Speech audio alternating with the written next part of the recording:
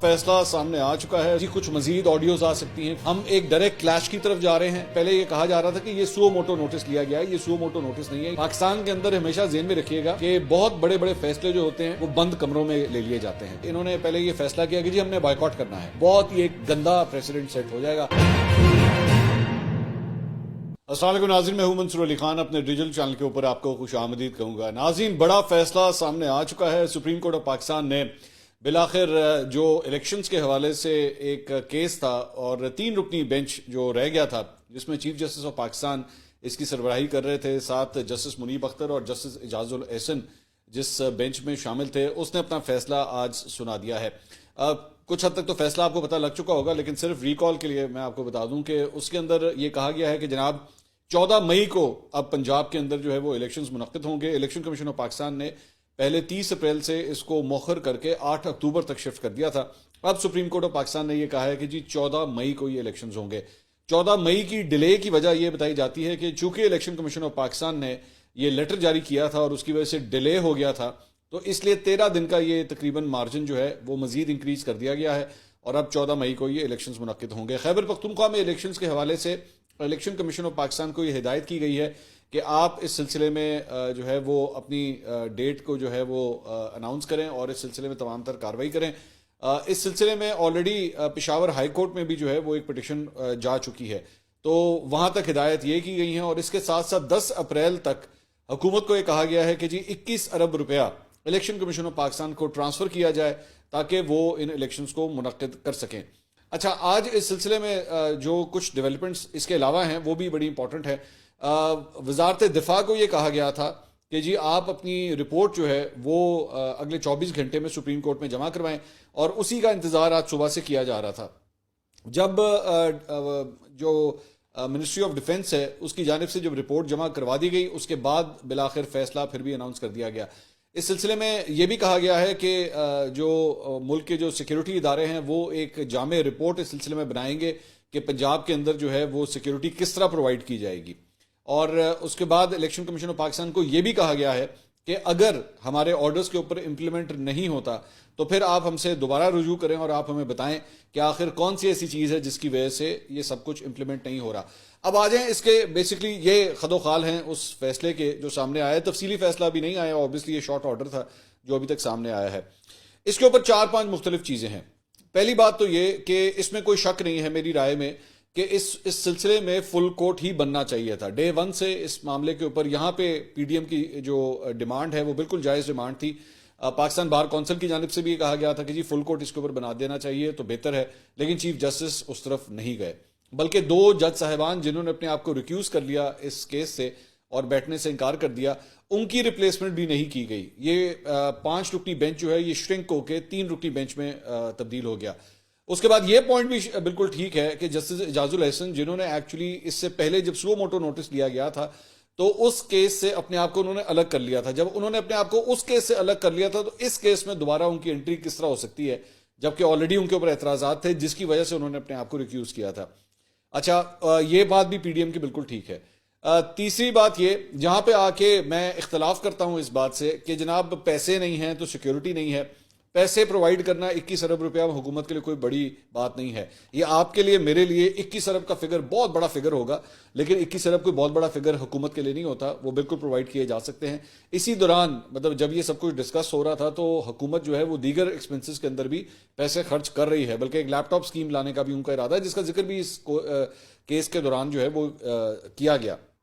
اچھا، سیکیورٹی جہاں تک پرووائڈ کرنے کی بات ہے، 2018 میں، 2013 میں، 2008 میں پچھلے 3 الیکشنز اگر آپ اٹھا کے دیکھ لیں تو پنجاب کے اندر وہ سیکیورٹی کی صورتحال نہیں ہے جو ان پچھلے 3 الیکشنز میں تھی. میرے خیال میں اس سے زیادہ ٹینس ماحول ان پچھلے 3 الیکشنز کے اندر تھا.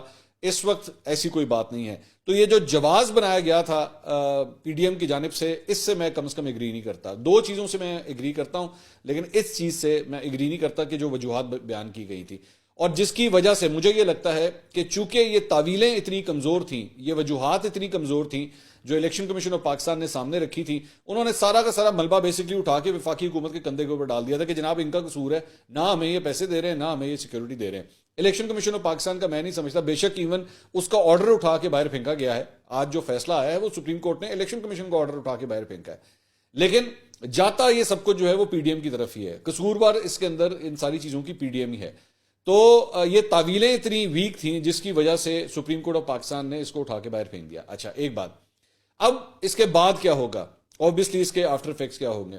اس فیصلے کے چند گھنٹے کے بعد اعظم نذیر تارڑ جو وزیر قانون ہیں اس حکومت کے, انہوں نے آ کے ایک پریس کانفرنس کی اور انہوں نے ظاہری بات ہے اس فیصلے کو کرٹیسائز کیا. انہوں نے کہا کہ جی جج صاحبان کو جو ہے اس سے بہتر اپنا کنڈکٹ شو کرنا چاہیے تھا, بہتر تھا کہ فل کورٹ جو ہے وہ بنا دیا جاتا.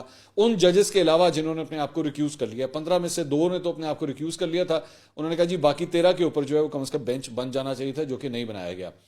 اب اس کے اوپر جو مختلف تجزیہ کار ہیں, مثال کے طور پہ میں ٹرانسمیشن میں سما میں بیٹھا ہوا تھا تو وہاں پہ ندیم ملک صاحب نے کہا کہ جی میں ابھی بھی نہیں سمجھتا کہ 14 مئی کو یہ الیکشنز منعقد ہوں گے. حکومت جو ہے پھر کوئی نہ کوئی جو ہے وہ بہانہ بنائے گی یا کوئی نہ کوئی جو ہے وہ اس کے اندر رکھنا ڈالنے کی کوشش کرے گی اور یہ الیکشنز 14 مئی کو منعقد نہیں کروائے گی. اب میرا پوائنٹ یہ ہے کہ اگر اس طرح ہوتا ہے 14 مئی کو الیکشنز منعقد نہیں کیے جاتے تو آبویسلی یہ کیا ہوگا کہ سپریم کورٹ کے دیے گئے آرڈر کی نفی ہوگی اور اس کی خلاف ورزی کی جائے گی. جب اس کی خلاف ورزی کی جائے گی تو اس کے بعد جو ہے وہ بالکل وہی والا سیناریو ڈیولپ ہو سکتا ہے. میں یہ نہیں کہہ رہا کہ ہوگا, لیکن ہو سکتا ہے جو یوسف رضا گیلانی کے دور میں ہوا تھا. میں نے کل بھی اپنے ویلاگ کے اندر اسی کا ذکر کیا تھا کہ یوسف رضا گیلانی صاحب نے جب سپریم کورٹ کے آرڈرز کے مطابق سوئس اتھارٹیز کو لیٹر لکھنے سے انکار کر دیا تھا, اور یہاں پہ بھی اگر الیکشنز کے لیے پیسے اور سیکیورٹی پرووائڈ کرنے سے موجودہ حکومت اگر انکار کرتی ہے تو اس کے اوپر بھی جو ہے وہ ان کے خلاف توہین عدالت کی کارروائی کا آغاز کیا جا سکتا ہے. تو ہم ایک ڈائریکٹ کلیش کی طرف جا رہے ہیں میرے خیال میں. ابھی یہ جسے بہت سے لوگ یہ سمجھ رہے تھے کہ اب یہ معاملہ جو ہے وہ سیٹل ہو گیا ہے یا کلوز ہو گیا ہے, نہیں.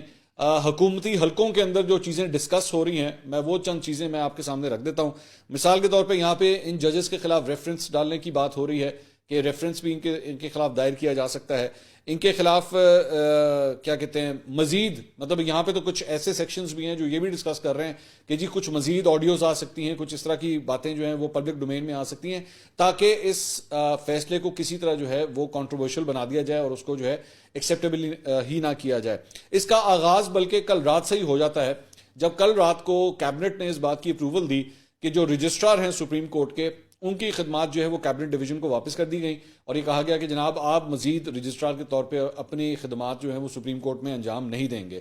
لیکن اس سلسلے میں بھی جو ہے وہ کوئی اس کے اوپر کارروائی نہیں ہوئی, بلکہ آج یہ جو ایک اور بینچ کی اناؤنسمنٹ ہوئی اور وہ جو بینچ تھا وہ 6 رکنی بینچ تھا اور وہ جسٹس قاضی فائز عیسیٰ کے حوالے سے جو حافظ قرآن کو 20 مارکس دینے کے حوالے سے تھا, اس سلسلے میں جو ہے ایک نیا بینچ بنا دیا گیا اور وہ 6 رکنی جو بینچ تھا اس کا جو نوٹیفیکیشن جاری ہوا اس کے نیچے بھی جو ہے وہ رجسٹرار سپریم کورٹ کے سگنیچرز تھے. تو رجسٹرار سپریم کورٹ یعنی ابھی بھی ایکٹیو ہیں, وہ ویسے ہی کام کر رہے ہیں, ان کو بھی جو ہے وہ اپنے عہدے سے نہیں ہٹایا گیا. اس کا مطلب ہے کہ چیف جسٹس اس معاملے کو بھی ریزسٹ کرنا چاہیں گے اور اس کو بھی جو ہے وہ نہیں روکنا چاہتے. جسٹس قاضی فائز عیسیٰ نے اس سلسلے میں کل ایک لیٹر بھی نکالا اور انہوں نے جو ہے رجسٹرار کی جانب سے جو کچھ کہا گیا تھا, جس قسم کے جس طرح سرکولر نکالا گیا تھا, اس کے اوپر انہوں نے بہت خفگی کا اظہار کیا تھا اور انہوں نے کہا تھا کہ ایک جوڈیشل آرڈر کو جو ہے وہ آپ کس طرح ڈینائی کر سکتے ہیں جو میں نے آرڈر نکالا ہے. اور اسی لیے اب 6 رکنی جو ایک بینچ بنایا گیا ہے. اچھا اس بینچ کی فارمیشنز بھی جو ہیں وہ بڑی انٹرسٹنگ ہے, ذرا میں وہ بھی آپ کے ساتھ شیئر کرنا چاہوں گا. اس کے اندر اگر آپ نوٹ کریں تو سب سے پہلے جسٹس اعجاز الحسن, وہی جج صاحب جو اس بینچ کا حصہ تھے, ان کی سربراہی میں یہ بینچ بنایا گیا ہے. جسٹس منیب اختر وہ بھی اس بینچ کا حصہ تھے, وہ بھی اس بینچ میں شامل ہیں. جسٹس مظاہر علی نقوی صاحب جن کے خلاف جوڈیشل ریفرنس اس وقت دائر ہو چکے ہیں اور جن کی مبینہ آڈیو سامنے آئی تھی, وہ بھی اس بینچ کا حصہ ہیں.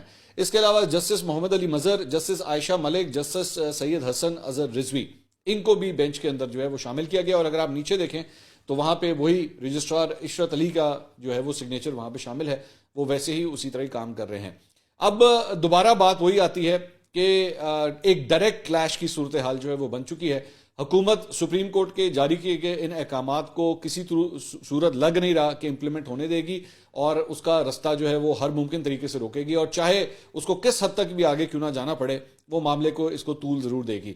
یہ بھی ذہن میں رکھیے گا کہ پی ڈی ایم کے پاس جو ہے اس سلسلے میں ابھی انٹرا کورٹ اپیل کا بھی ایک آپشن جو ہے وہ موجود ہے. اور اس کی وجہ یہ کہ یہ پہلے یہ کہا جا رہا تھا کہ یہ سو موٹو نوٹس لیا گیا ہے. یہ سو موٹو نوٹس نہیں ہے, یہ ایکچولی سبطین خان صاحب نے ایک درخواست دائر کی تھی, یہ اس کے اوپر اس کیس کی سماعت ہو رہی تھی.